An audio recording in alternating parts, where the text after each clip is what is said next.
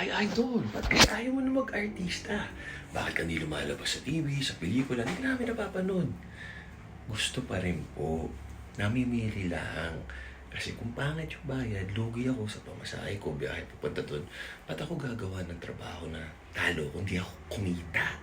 Kabuhayan ho to. So kailangan, we should choose our work wisely. Kailangan kumikita tayo. Dahil kung di tayo kumikita, poor business decisions yan, lugi sa negosyo. Tsaka kung gagawin natin ng libre, charity yan, kawang gawa, taos puso.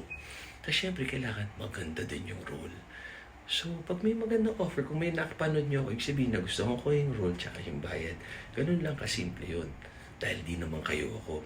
Tama kayo, mali ako, not your doctor, do what works for you. Mapili ba ako o yung misis ko sa trabaho? Oo, karapatan namin yun. Lahat tayo may karapatan mabuhay na gusto natin. May anak kayo, kami wala. Oo, okay lang yun. Happy kami.